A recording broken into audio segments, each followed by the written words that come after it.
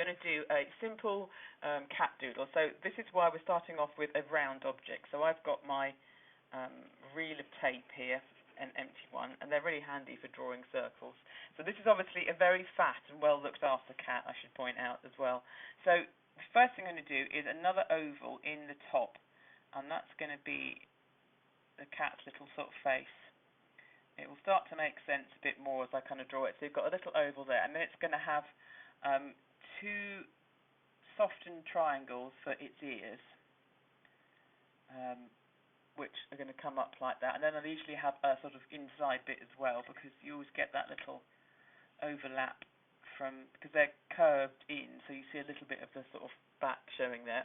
And then there's going to have a little paw up here, because he's a very fat cat, so one just like a little bun shape on each side. And then to make it look more like a paw, we just do some little sort of indentations like that, and that starts to look like a sort of paw front on, if you imagine little claws hiding inside those velvet pads. And then I'm going to do 2 feet at the bottom here, so just another pair of ovals coming up like that, and then it's going to have, again, little divisions to make it look like feet. And you can see how actually you can adapt this to be any animal that you want, to be honest, because it can be, you can make it look more dog-like, you can make it look more hamster-like or rabbit-like, and he's going to have little hearts on his feet like that. And then he's going to have a tail. And to do the tail, it's going to come in like that, looking like a sort of weird shape, but I'm going to imagine it coming through to the other side, and then just doing a tail end on that side, so that's become a little tail. And then we get into the face, and that's when we really start to sort of bring him to life. So the nose is a very simple sort of triangular nose in the middle of his face like that. And then to do the cat mouth, you've got to think of that sort of front-on kind of smile. So it's just 2 loops sort of coming up and joining to the nose like that. And then I give him a little like half moon shape underneath, and that becomes like his little chin. Very overweight cat, as you can see. And then to get the eyes, he's going to have just 2 upside down or sort of rainbow shapes like that to make eyes. And then to make the cheeks come underneath, I just do another one kind of coming round. And all of these sort of different shapes are quite sort of, you can change them for different sort of moods, different kind of cats.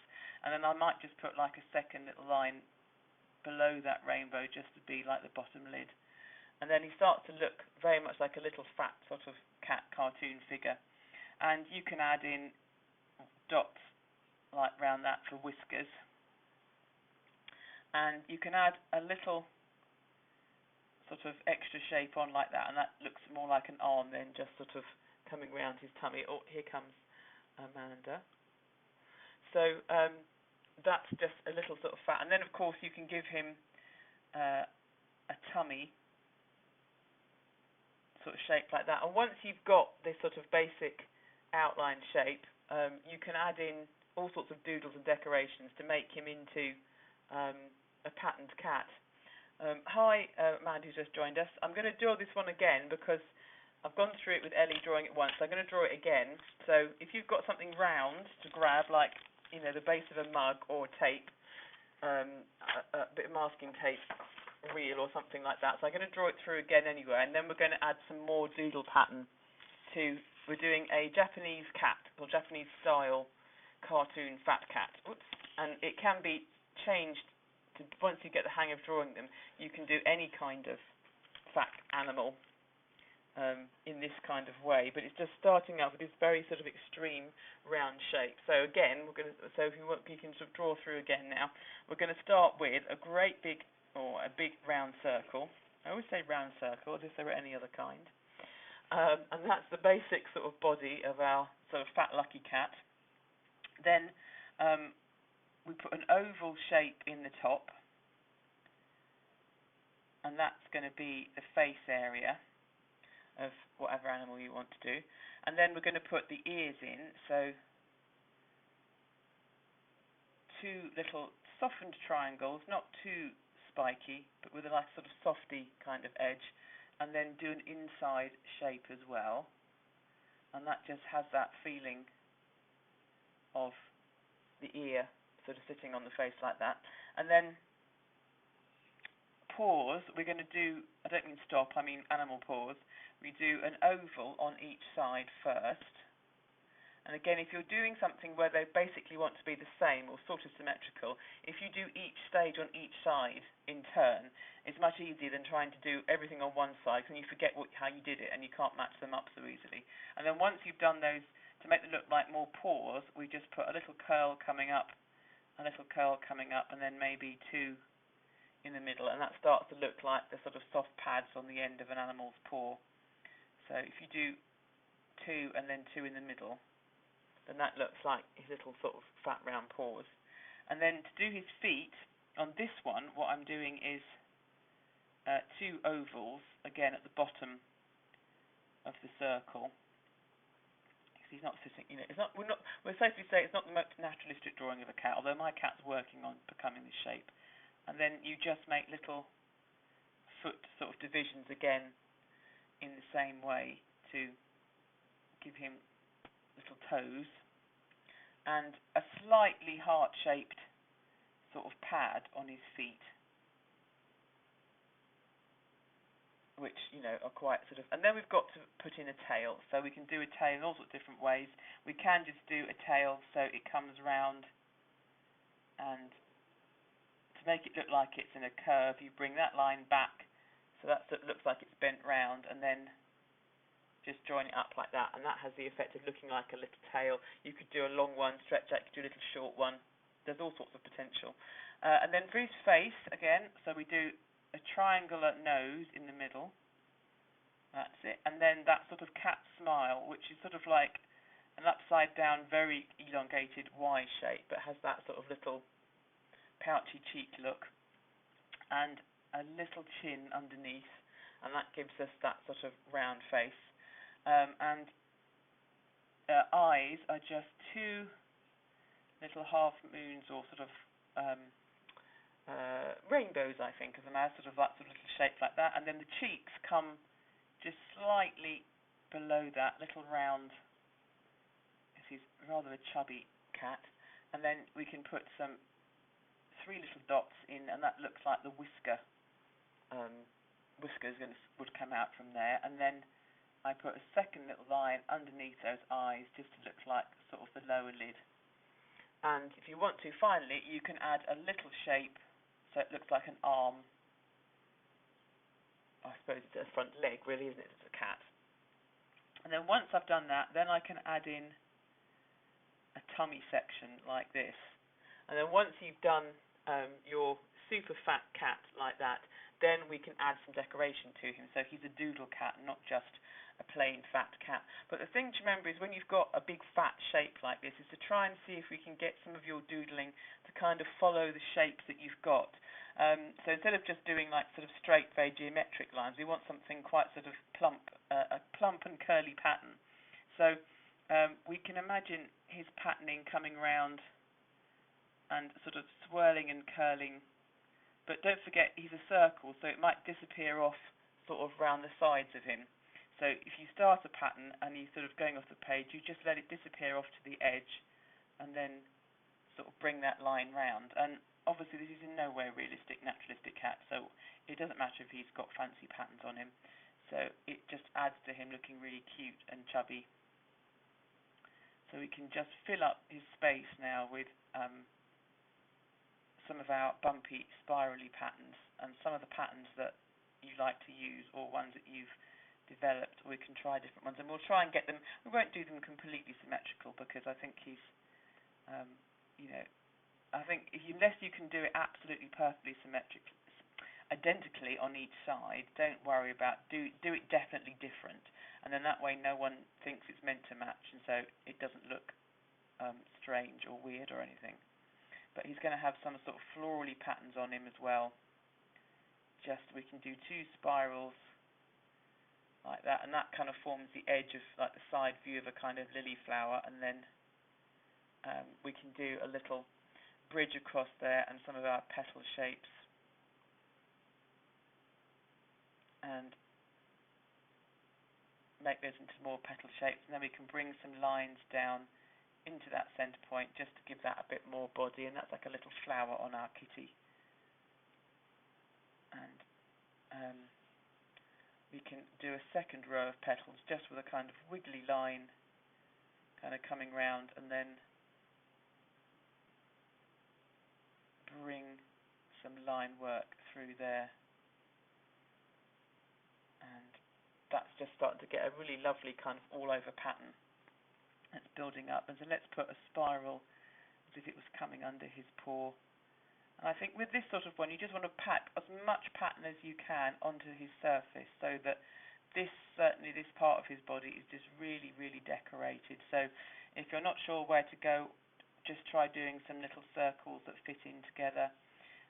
Always put a flower shape in. A flower will always fit into a space. Bring some more spirals, have them going the other way. Just remember that as it touches the edge, it kind of disappears off into space, then it reappears back onto his body, and that will help just to give him that slightly three-dimensional, kind of make him look like he's a round ball bearing, or a round pomander kind of shape. That's it. And we can double those up and give them a second row. Again, if you're never sure, if you think, what to do next, just do an echo shape around an existing shape, and that will really help to kind of fill it up, and that will get you going again if you ever get stuck of where to go next. Again, if you're not sure, I've got a diamond, a sort of drop shape in there, so let's pop a circle into the end of that. That's always another thing you can do, is just kind of move that to add a bit extra in. So here we've got a shape. We want to get something into this sort of shape under his chin here, so I'm just going to continue that flower bumpy sort of shape in there, and then I can put a teardrop and with a diamond in the end. Well, yes, I mean a diamond, a circle like that, and then just put some squiggly flower lines coming in. So we're just trying to pack all the patterns that we can into Mr. Cat, and fill him up with decoration like that, and put these little embellishments. We're doing a really very embellished kind of cat, filling up into all these spaces and getting him more and more. The more dense pattern we pack in, or at least get some down here, like I've missed a bit down there, the more he starts to become like a little solid decoration. And it is a kind of, if you ever sort of get like sometimes you see, like for making crafts and things, you see wooden balls, or sort of like even old Christmas decorations. You can actually, if you get very good at painting, you could paint this design onto a ball, and it becomes like a little hanging Christmas decoration. We can even work out how to paint a sort of hat on, because it's such a simple outline shape. You can just paint the oval on for his face and the detailing. And if you work him out in paper first, you can translate that, and then you can either paint the ears so they were flat against his round head, or if you've got like a wooden thing, you could use some modelling clay or something to give him some little ears. I'm sure there are loads of ways around it, but just painting it flat on or if you go to one of those paint your own ceramics places, you can sometimes get like round ceramic balls to paint, and that sort of thing would fit really beautifully on him. On them, and you'd have this lovely fat cat, and you can just paint. All you have to do is keep imagining that you're turning him around different sides, and you just paint the little paw shapes on, and a tail going up the back, and then just fill it in with all this lovely pattern. And I think probably keeping the face a bit more plain, or I don't want to pattern onto that because you're going to lose the features, but we might do something with his tummy area, because that can, as long as it's contrasting, that can sort of like stand out against the sort of squirrely patterns. We could just colour the tummy in as well, of course, with all those sort of options. And then once I've got his ears up here, I'm going to come round the outline of the ears just to get carry that sort of patterning in around, because the ears, if you think about it, if we're saying he's got like patterny fur, then the patterny fur is going to show around the edge of his ears, and just sort of bring that round there. And then we've got his little arm bits here, so I think we want to put some um, delicate little patterns, but keep them contained within the arm section, so they're separate to his main body section, and just fill those in there so that they're kind of similar. But again, if you keep them small, if you feel you want to get some shadow or you want to make some more kind of differentiation between the body and the arm, just go back in and it's a very simple maxim, but one I often have to remind myself of. If you do more pattern closely packed together, can you see that starts to look like a bit of shadow? It's not just colouring in your pattern or just scribbling over the top of it, but just putting more pattern in, because the more tightly packed your pattern becomes, the darker the overall effect is. So even like down here where you've got his sort of, I suppose, bottom half where he's down sitting on the ground, if you just go back in and put some extra detail in, so just dividing up the little shapes, the white shapes that you've got, and making them darker and darker, that starts to give the impression of a little bit of shadow down the bottom. And then with his tail, I can't resist having stripy tails with cats, because I love stripy tails, but it's going to be a stripy doodle tail.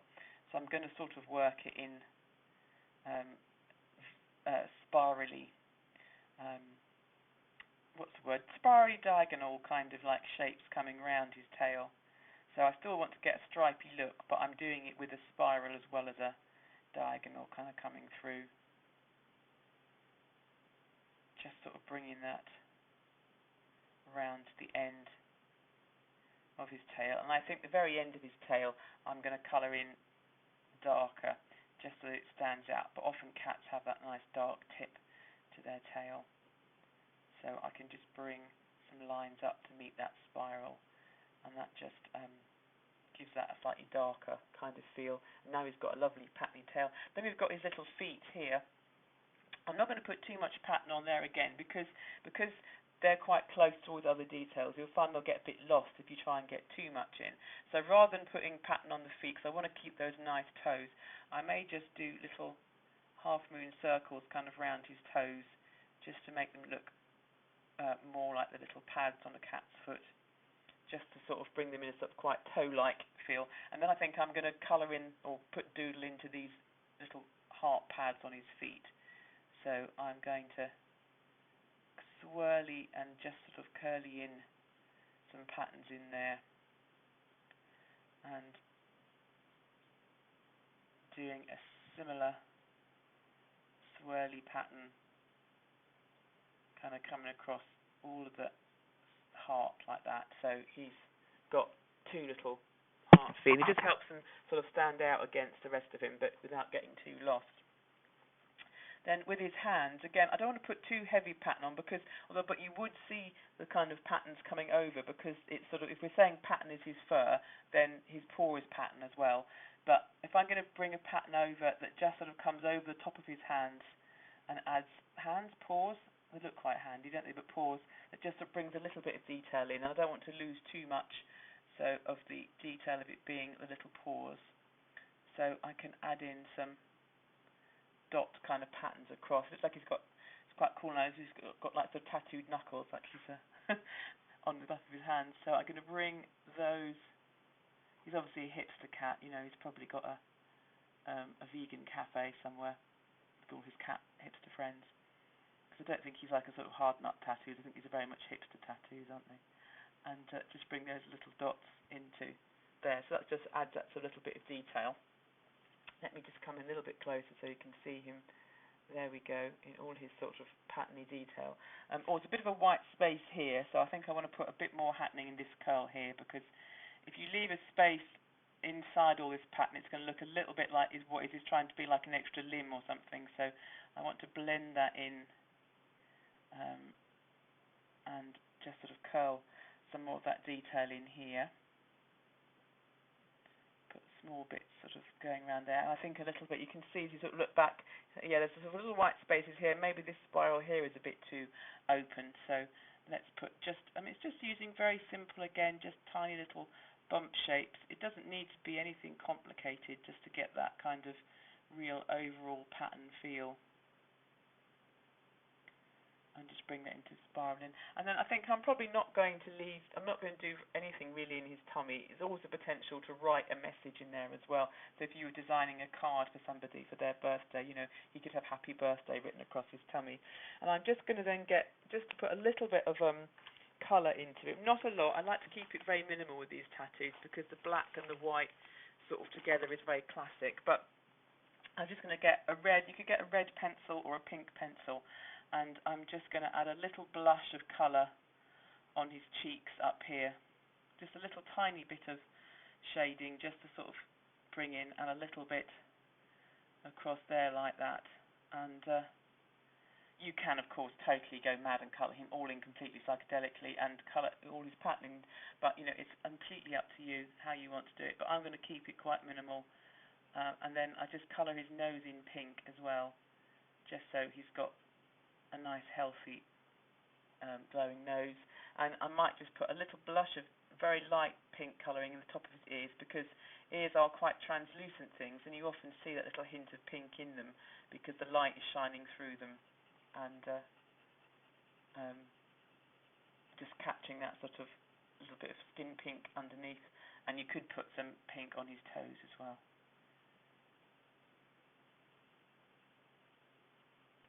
And that just shows how building up from very, very simple shapes, you can create actual little characters with your kind of doodle patterns on them. One final little detail I want to put on is where you see the nose up here. I think if you just put a little dot, like a comma, and then bring it round, and a dot and a comma, that just sort of looks more like a little animal nose. I always think they look like tiny faces, sort of peering out of the nose kind of area. And of course there's loads of variations you can do on him. If I do very quickly drawing, you can do a dog version. If I just do it very quickly, you can do a circle in the same way, keep the basic elements the same, same oval little face. But for the dog ear, instead of doing that sort of pointy cat ear, if you do a triangle first, like that, that's just slightly overlapping, so a different way up triangle, and then bring a line there to kind of join it up. It could be a dog, could be a pig, it works for the same way. And then with the dog face, I would give it more of like a mushroom nose, and probably a tongue sticking out. But other than that, it's going to practically be the same. I might do a foot on the outside, like that one there, and maybe one sort of paw kind of there, and a more waggy tail sticking up the side. But you can see how you can do almost any creature you like from that. If I did a curly outline and I did slightly different ears, it would become a sheep. You could do a lovely curly sheep. So it's just a really nice, simple way of doing doodle animals, but bringing that sort of doodle element in makes them into beautiful, ornamental sort of pieces, which I think are just a little bit cut above your average cartoon. So there we go. That's my little fat round doodle animal.